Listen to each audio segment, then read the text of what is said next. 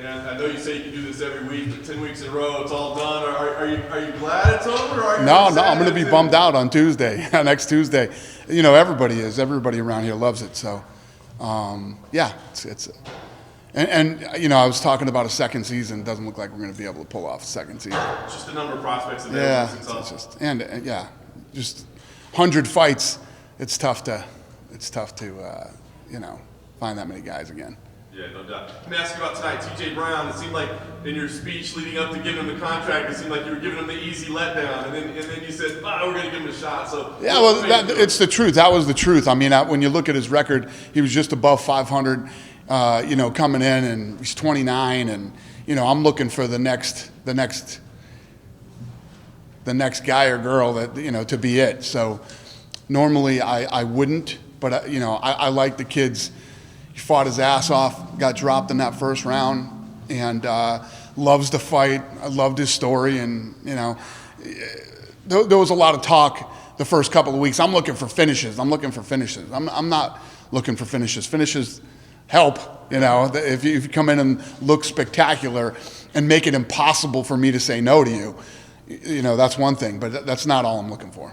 The guy he was fighting, Dylan Lockhart, I mean, he did take an illegal knee to the head, right? I mean, obviously you wouldn't give him a contract on that, but, like, do you almost, I don't want to say, like, give him a pass or say that maybe we'll take a look at this guy? Because he could have just ducked out of the fight, right, and said, I'm out. Yeah, no, he definitely could have. You know, that's why the kid, I'll be honest with you, the kid who took the thumb to the eye, thumbs happen.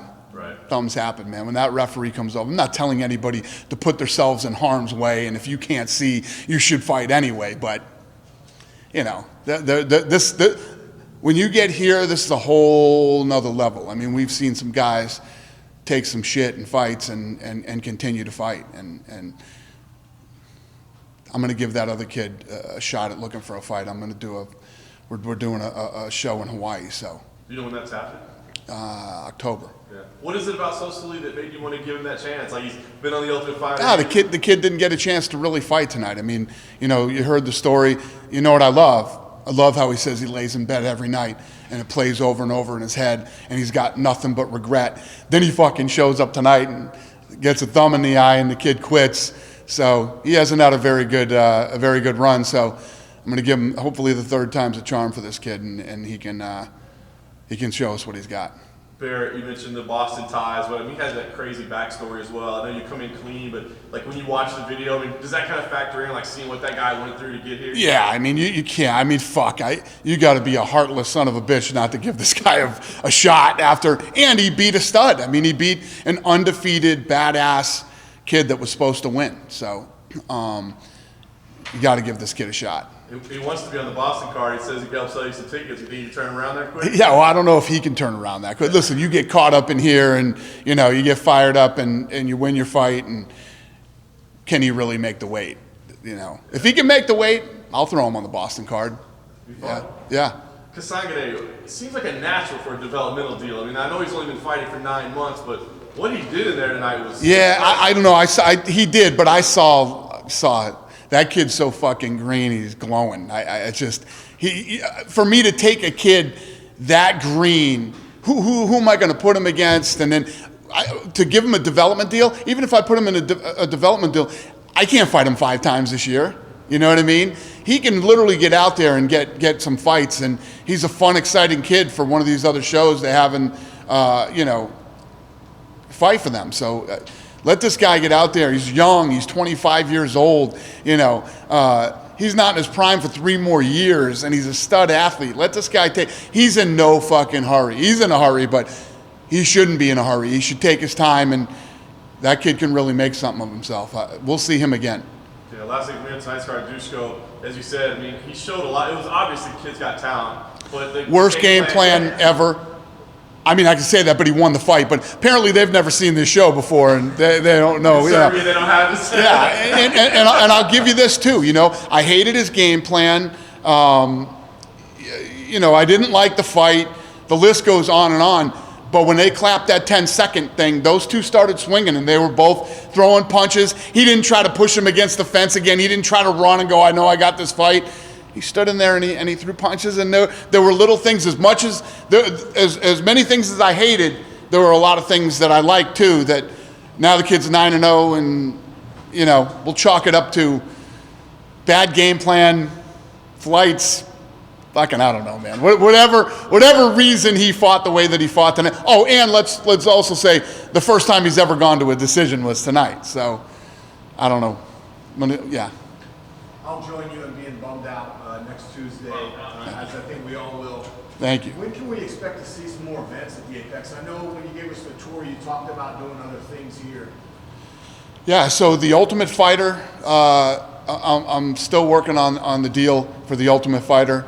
And then in October, stuff's going to start ramping up here. We're relaunching Fight Pass in October, and I will announce Zuffa Boxing in October too. Since this venue is so much bigger than the old Tough Gym, Yeah. will we still be allowed to come to these fights, or is it going to be closed like Ultimate Fighter?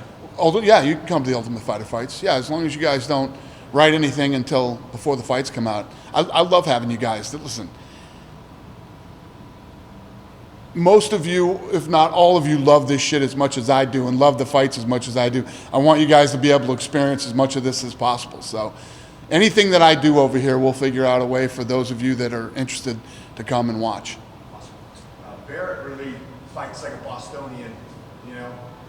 How did he get on y'all's radar, I wonder? That I don't know. The matchmakers. I come in the night of the fights, like tonight, and this is kind of a catch-22. I think I talked to you guys about this before. I don't see any of these guys. I don't know anything about them except when I start posting on my social media, you know, the stuff that's coming up the day of. I try to keep a clean slate. I don't want to know anything about them until I come in, which is great because I love how it plays out for me tonight. But on the flip side, I'm the one that promotes all the fucking fights. Like, that story, I'd have been telling that story, you know, I'd have told it a lot better and a lot earlier. And I know we did get some. It was out there. ESPN covered that story, and I don't know if any of you did, but MMA Junkie had a fantastic story. yeah. But yeah, I don't know if I answered your question. I hope I did. You've been mentioning the Ultimate Fighter, kind of like, but it seems like tonight you seem to be mentioning it more concretely. Well, that's so imagine this kid tonight that I said is too young. Imagine this kid doing a stint on the Ultimate Fighter. You know, 5-6 weeks here under a really good team that we build and having to fight and make weight and everything else. The Ultimate Fighter, if you look throughout history, and I know media and hardcore fans have talked shit about the Ultimate Fighter for years and whatever. Say what you want. There's nothing better in taking young, talented guys, bringing them in here and having them deal with all the pressure that they have to deal with on the Ultimate Fighter. These guys go on to become legends, man, and world champions and, you know, people who are built to last in the UFC for a long time. Do you have concrete plans for when it's going to return? Yeah, ASAP. We're working on it right now. I'm working on a new TV deal for it. So we're still trying to hammer this thing out. Kind of building on his think of other events. We saw Shannon Knapp here today from Invicta kind of wandering around. I mean, are there plans to have like Fight Pass events here in the Apex yet? If Shannon gets her way, yeah, there will be. Yeah, so Shannon wants to bring Invicta to Vegas and wants to do the fights here at the Apex. So I told her we'll figure it out. Is that something she's hoping to piggyback, maybe a Friday night before? Yeah, which makes a lot of sense, which I love too, because I'll go to the fights, yeah, I'm sure all of you guys too. Imagine if we had all the Invicta fights here on a Friday leading up to the fights on Saturday. It'd be fun. Closing out another Contender Series season tonight. Obviously, this year was much bigger than the one previous. Yeah. Is there anything you're already thinking about for season 4 Contender Series? No. I mean, we just finished this one, so I wanted to do 2, and I was pushing these guys really hard. But as they start showing me the level of talent out there, there's just not enough. We got to let the pond fill up again, if you will, and for next summer. Dana, adding on to what you said about Kasanya and even the developmental dude you came across, you know, you said what you're looking for as far as the fighter's age and records. I know you come in here blind, and I understand the strategy to that, but maybe next season, is there any kind of discussion that maybe you have with the matchmakers as far as, I liked a lot of these guys you were pulling, maybe these guys didn't do so much, and again, the underexperienced guys overperform perform. I love your take on that, but I'm just wondering, is there going to be any dialogue with the matchmakers as far as bringing guys in here who not just can perform, but will also be UFC ready? Yeah, but the thing is, you don't know. You don't know until you bring these guys in what they're going to do and what they're capable of, or what they could pull off that night, and you don't know. It's got to play out for you to really. You can look. You know how many of these fights on paper tonight I thought were going to be fucking the craziest fights you've ever seen in your life, and then there's pushing against the cage and fucking, and then there's guys that you don't see coming and have these unbelievable knockdown, drag them out wars. So you don't know until it plays out. Everybody, first of all, in this game, everybody thinks they're a fucking expert. Very fucking few really are experts on fighters and fights. And no matter what you think or what you think you know, until it fucking happens, you never know, You can have an idea. It's like Yoel Romero versus Costa, the whole week leading up to that fight, on an unbelievably stacked card, I said, that's going to be the fight of the night. That common sense would tell you that unless one of those guys gets clipped early, which they both almost did, that should be a ridiculous fight, and it was. But it doesn't mean it's always going to play out that way. Then you got a big card for the company this weekend over in China, potential Chinese champion. I'm just curious, do you have a sales pitch for people to get them to wake up at 6 o'clock in the morning to watch a Listen, title fight? When I say this stuff, it comes off because I should be saying this because I'm the guy that sells the fights, but I'm leaving on Thursday. I'm landing in time for the weigh-ins, doing the weigh-ins, the fight, and then going straight to Abu Dhabi. I can't wait for this fight, man. I mean, if you look at Weili Zhang and just go, if you don't know anything about her, go look at her fucking Instagram and just watch this beast train, you know what I mean? And then everybody saw what Jessica Andrade has done and what a badass she is. Brazil loves their champions and loves, if you are a Brazilian and you win a belt, Brazil loves you and they get behind you and they support you. In China, there's never been a Chinese world champion in the UFC. So it's a very important fight for the sport, for the history of the sport, and for, the global growth of the sport. I was going to say, man, can you put into words like how big it is? I mean, we saw like with the NBA, right? Like Yao Ming, once that happened, everything changed, right? I mean, is that the potential type of moment we're talking about on Saturday? Yeah, it's that big. It's that big. What I always tell you guys, listen, basketball's great. Ball's great. It's all fun to watch. I'm a huge football fan. I go to fucking 3 Celtics games a year, et cetera, et cetera. But when you get one of your own, looks like you, talks like you, and comes from where you come from, and they become a fucking world champion, changes everything, man. Changes everything. If Weili Zhang becomes a world champion this weekend, it is massive in China. If Jessica Andrade beats her, Brazilians love their champions. So it's a fun fight. What'd you think about seeing Conor McGregor out in the news again? He gave a pretty extensive interview. I mean, did you watch much of it? Did you take anything out of it? What do you see? Yeah, Conor and I talk, at least a couple times a month, and I think he needed to do that. I didn't tell him to do it. He did that on his own, and good for him. The one thing that wasn't addressed was the New York Times article earlier this year that accused him of being under investigation for sexual assault. Do you know anything about that? I know. Is that factoring into future plans? I know zero about that. To be honest with you, the back and forth that I've had with him about that it's not him, it's somebody else, and so I don't know. Last thing for me, you're taking some heat right now for the Darren Till matchup with Kelvin Gastelum earlier this year. You said maybe we rushed Till a little bit, maybe we need to settle back down on him. He goes up the middleweight, you put him in there with Kelvin Gastelum. That's the fight he wants. So did you say, hey, we did. We should have settled a little bit? Yes, we did. And he said, hell no. That's the fight I want. Yep. Like that? We went to him and said, you sure this is the fight you want? He's moving up. You sure the Gastelum's the fight? That's the fight I want. So, love it. Anthony Johnson said he wants to come back at heavyweight. Have you spoken to him? No. Because ESPN's How long's he been out? since 3 years? a couple years, I think. But before he came out, saying he's preparing for an MMA return at heavyweight. We'll see. And Paige VanZant's been in the headlines a lot because her contract is coming up, saying she's making more money on Instagram than in the UFC. Have you spoken to her at all too? Yeah. Good for her. That's awesome. Listen, if a fighter can make more money doing other things, good for her. Is there any truth to Usman and Colby fighting at MSG? Colby says he's agreed to it, and it's on Usman at this point. Yeah, That's gonna happen there. yeah. Have you talked to Cejudo since like last week? What's that? Have you talked to Henry Cejudo since you mentioned that he was going to meet to defend the title for Have I talked to who? Cejudo? Henry Cejudo. No, no. I haven't talked to Henry. He keeps calling Jose Aldo on his social media. Still. Yeah. Tell him to start calling Benavidez. Dana, Yeah. it's been a great season, 10 episodes.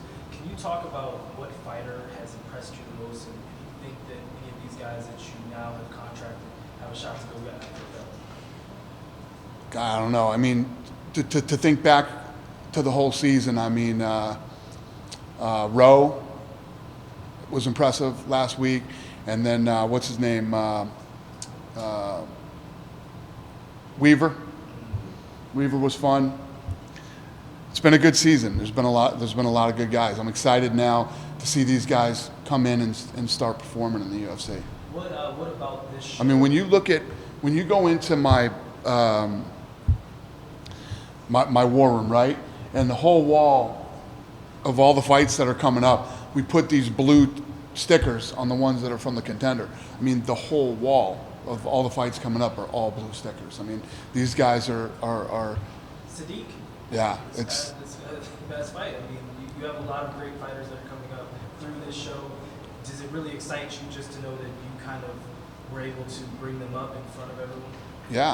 yeah, and we were just looking. We have what's the kid's name? Cooper, and O'Malley's coming back. Between the two of those guys, I want to say 6 million people have watched their first fight in the Contender series. So I say it all the time when I talk to you guys, whether you get signed or you don't get signed, the amount of people that see you is massive. So win, lose, or draw, this experience changes your life. What's the Diaz Masvidal update? I don't have an update on that. One last question on Peter Barrett. He mentioned in his post-fight press conference before Senko that he's normally a featherweight, and he took this fight at 155. Yeah. If you mentioned that if he's ready, he can make the weight for the Boston card. Just curious, is the contract only for lightweight? Or No. can he fight featherweight? Yeah, he can fight whatever he wants to. Yeah, he can fight at 45 or 50. I would suggest he goes to his own weight in the UFC. Yeah. Hey, Dana? Yeah. Dana, do you look at the Contender, do you look at the Contender series as something that is a mechanism for you to get talent, or is it more of a programming content for the UFC brand? No. I'm never looking for content or programming. I'm always looking for talent. Yeah. This show was designed to not only find the best up and coming talent, but to expose them to as many eyeballs as possible. It's always my goal. One more. I think I know your answer on this, but the legal hearings that are happening this week on the antitrust stuff, I'm assuming you probably pay people to worry about that, so you don't have Yeah. to. But do you have any? I literally know nothing about it. Right. If you honestly asked me a question about that, I couldn't answer it at all. I know nothing about it.